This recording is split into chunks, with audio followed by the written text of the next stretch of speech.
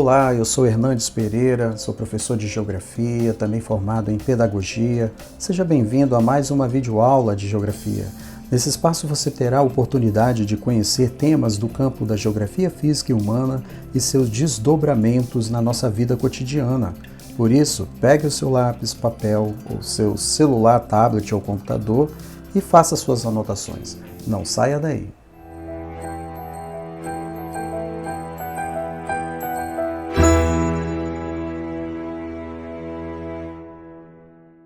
Vamos falar deste bioma, o Cerrado. Aqui nós temos mais uma vez um mapa do bioma Cerrado.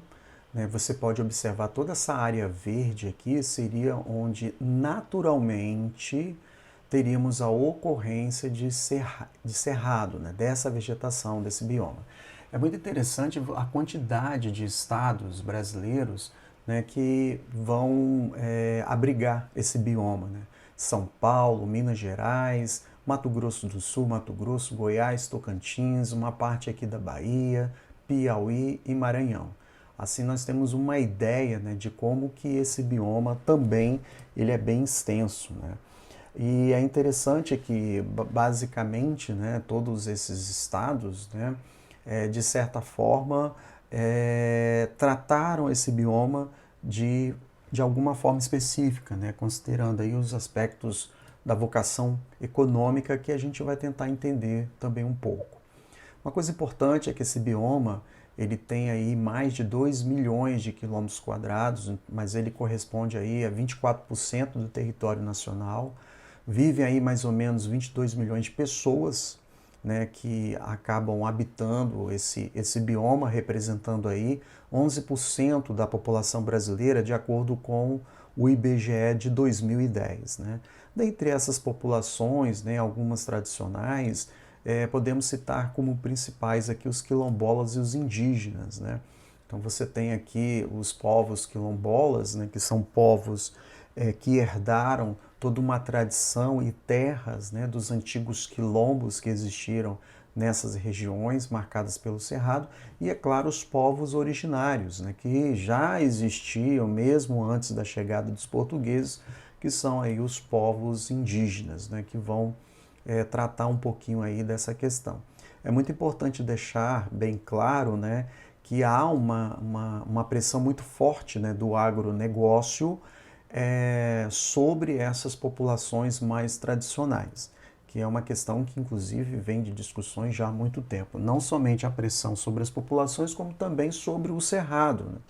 Apesar do cerrado ser muito antigo, podemos dizer aí, há milhares de anos atrás, as mudanças climáticas, de certa forma, permitiram que apenas plantas adaptadas à escassez sazonal, periódica, de água e mais resistentes ao fogo pudessem sobreviver à região. Ou seja, o tipo de vegetação que compõe o que nós chamamos de cerrado está adaptado a períodos de mais seca e também a períodos de fogo, que é algo muito recorrente na região do cerrado. E essas plantas são interessantes que mesmo depois de um incêndio, elas conseguem se recuperar, e conseguem voltar a viver, porque elas possuem já toda uma estrutura adaptada a esses processos. É muito importante também deixar claro que, além disso, o contato com os demais biomas brasileiros influenciou a grande diversidade de fauna e flora hoje existente aí no Cerrado. Basicamente, como você observa, como o Cerrado ele abrange muitas áreas, e principalmente no centro do país, então você vai ter ali um período chuvoso, ali mais ou menos no período da primavera e verão, mas intercalado com um período de estiagem, um período seco, ali mais ou menos no outono e inverno. Basicamente a precipitação anual também vai variar entre 800 milímetros, mas chegando também a 2.200 milímetros. Então você vê áreas do Cerrado que podem chegar a ter características climáticas próximas, tanto da Caatinga quanto próximos ali da Amazônia. Mais ou menos a temperatura média anual vai variar de 27 graus na parte norte, e os 22 graus mais ou menos aqui no sul do bioma.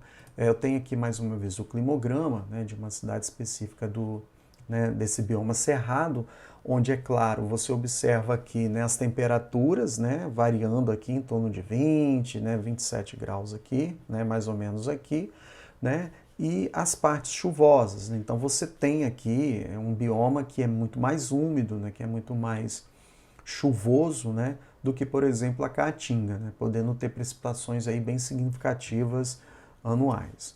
Bom, um detalhe importante, né, dentro do Cerrado, né, é que basicamente todas as nascentes, né, dos rios, de certa forma acabam surgindo nessa região do Cerrado, né? Você pega o Rio São Francisco, que vai cruzar aqui na região Nordeste, o Rio Araguaia, né? Enfim, né? Várias, por isso que ela é considerada uma região divisora de águas, né?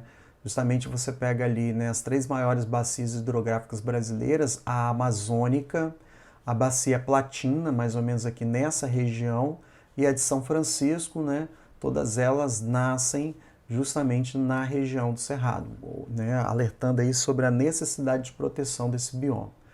É muito importante que, além das águas superficiais das bacias hidrográficas, né, que foram mencionadas, ele também é muito importante para a recarga das águas subterrâneas, uma vez que a infiltração da água é facilitada pela existência de vegetais com raízes altamente desenvolvidas e também por fissuras existentes nas rochas, né, que são muito comuns nessa região, né, a região do Cerrado, né, por exemplo. Uma outra questão, né, eu queria mostrar aqui, acho que é importante, né, você ter uma ideia de como é que é a vegetação do Cerrado. Aqui eu tenho uma região do Cerrado, você vê esse tipo de vegetação mais rasteira, algumas árvores, né, e você observa bem como as árvores são retorcidas, né, caules retorcidos, cascas grossas, né, justamente adaptadas a períodos de estiagem, como também há períodos de incêndios, né, que muitas vezes acontecem nessa região. Aqui vemos aqui uma outra parte, né, aqui você vê essas árvores aqui no fundo, né, que a gente chama de cerradão, né, e aqui você vê todas as árvores, elas têm essas características retorcidas, né, como vocês estão observando aí, né, para se ter uma ideia. Então, há um predomínio, né, de espécies herbáceas e arbustivo-herbáceas, né, como vimos, né, perpassando por formações savânicas, né, que está muito ligada àquelas savanas africanas, com ocorrência de estratos arbóreos, arbustivo herbáceo e árvores de pequeno porte espalhadas pelo substrato. Né? Então, o cerrado é isso. Né? Você vê essas regiões assim relativamente planas, né, com essas arbustos, né? Não são árvores gigantes, né? São arbustos que vão se intercalando aí com capim, com vegetação herbácea. É muito interessante que a vegetação do cerrado, né, ela é considerada um mosaico, né, que vai variando desde fisionomias campestres até o predomínio, né, de espécies herbáceas e arbustivos herbáceos. Né? Então é importante deixar claro também essa perspectiva do cerrado. O cerrado é considerado a savana mais rica em biodiversidade, né? Porque também existem savanas em outros lugares, como eu falei, como na África. Mas nos casos do Brasil, os dados apontam mais de 14 mil espécies de plantas, 90 mil de insetos, 1.200 de peixes, 837 espécies de aves, 199 tipos de mamíferos, 150 de anfíbios e 120 de répteis. Então daí dá para você ter uma ideia da quantidade enorme da variedade e também da variedade da fauna e flora, né, dessa vegetação. É muito importante lembrar, né, que existem algumas ameaças, né, para o cerrado, como, por exemplo, a criação do gado, né, e também a produção de soja, né, que são commodities, né, são produtos que estão muito ligados ao mercado internacional. Então existem grandes extensões de terras destinadas a esse tipo de monocultura, como a soja, por exemplo, totalmente voltado para o mercado externo, bem como também uma grande produção de gado que aos poucos vai tomando lugar da vegetação do cerrado. Ou seja, durante muito tempo foi um bioma em que não se tinha uma ideia de que se tratava de um bioma, se considerava como áreas de transição que não tinham características, mas os pesquisadores acabaram mostrando que sim, que o cerrado é um tipo de bioma muito importante para o Brasil, né, e que merece ser preservado da mesma forma que outros biomas. Daí a grande necessidade de se repensar a prática da pecuária e da agricultura dentro de uma perspectiva de desenvolvimento sustentável. Então, esse é um panorama geral do Cerrado. Fique à vontade para buscar mais informações sobre esse bioma que é muito importante para o Brasil. Até a próxima!